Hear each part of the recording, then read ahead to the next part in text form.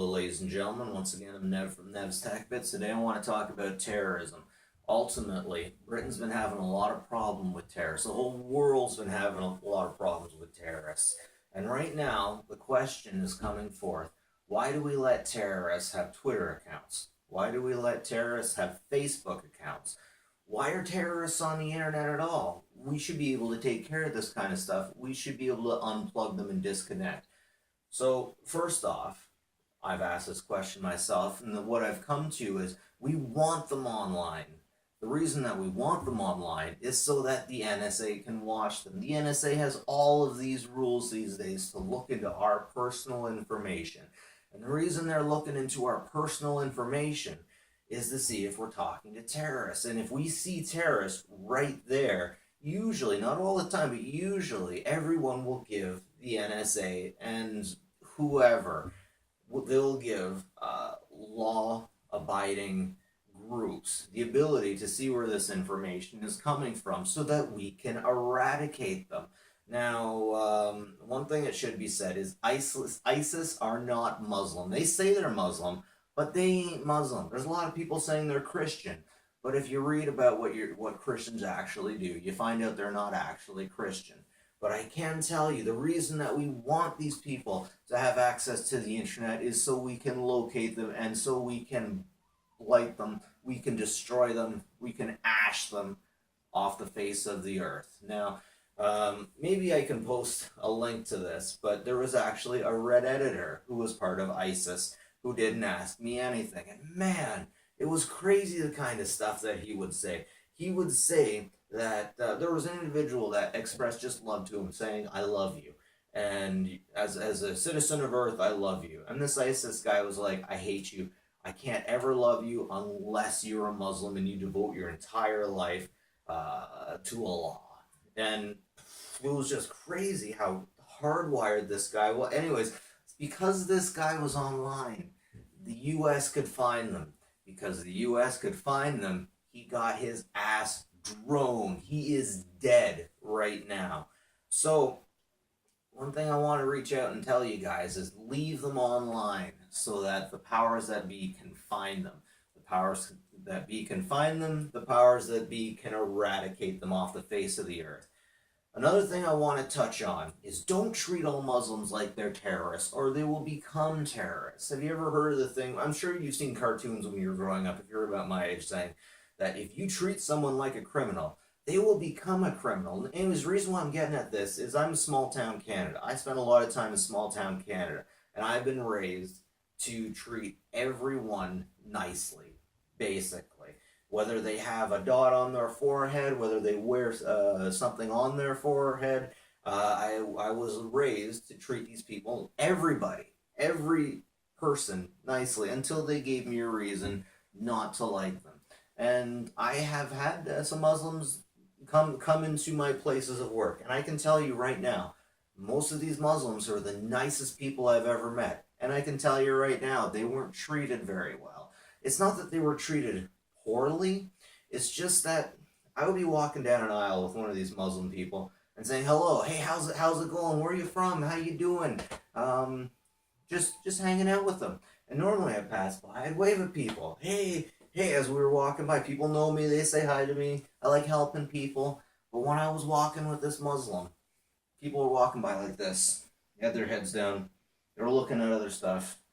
They didn't want to talk to me because I was hanging out with this guy.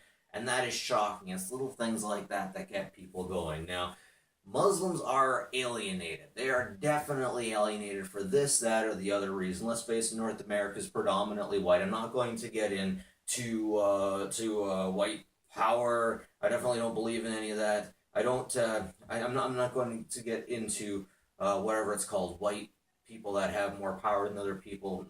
Whatever. All I know is that when I hang out with friendly Muslim people, sometimes I get trouble, and that bothers me. That really bothers me. So the thing is that I'm trying to get at is terrorists want us to alienate Muslims so that they can turn Muslims into terrorists. Now, Muslims are not terrorists, not your day-to-day ones. But you get some that are radicalized. What a lot of people don't understand is is ISIS is not Hezbollah. ISIS is not Al Qaeda.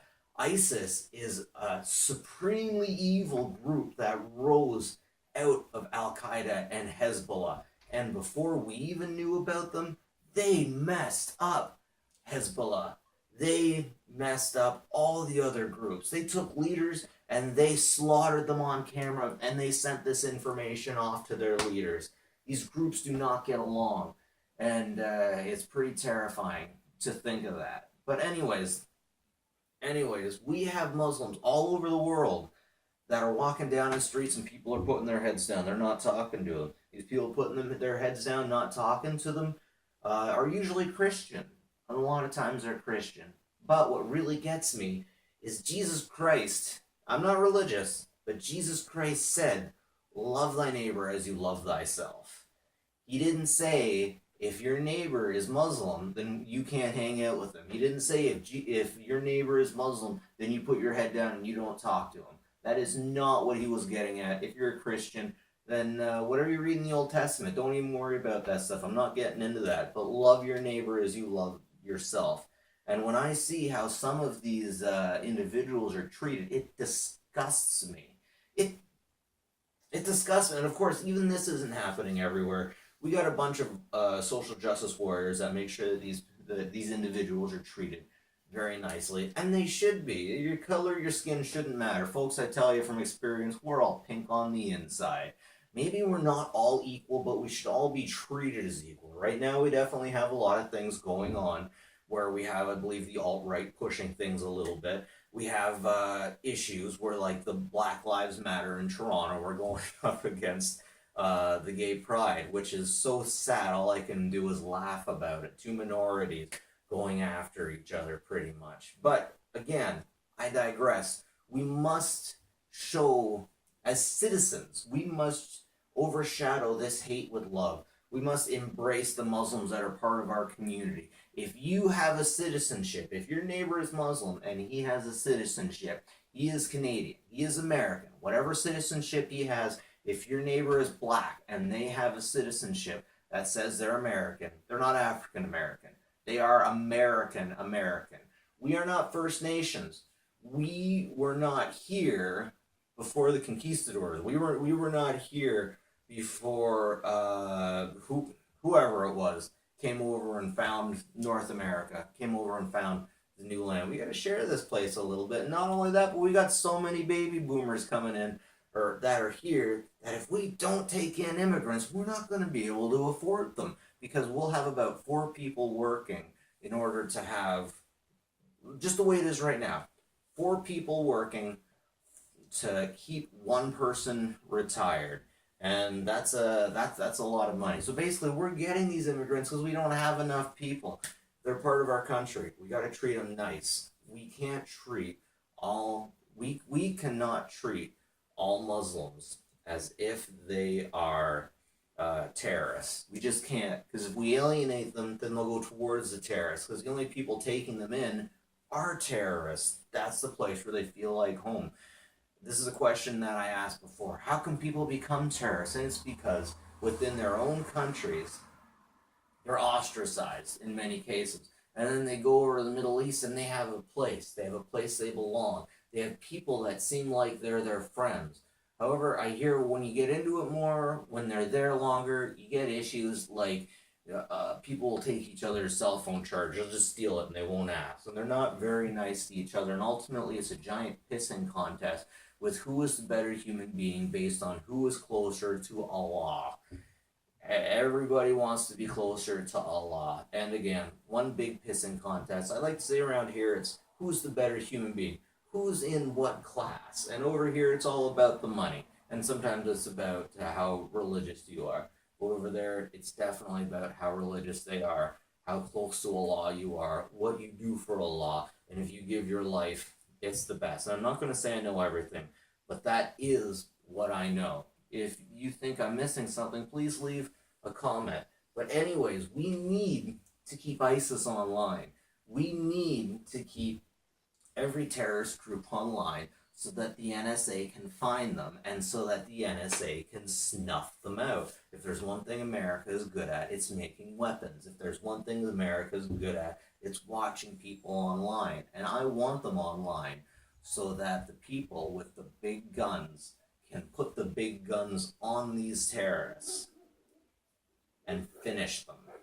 Anyways, that's it for me, Nev from Nev's Tech Bit. Some food for thought. Of course, thoughts and prayers to the victims of the terrorist attack over in Britain. We are one. We will get these people. We'll get those terrorists. Now I'm going golfing. Have a good one.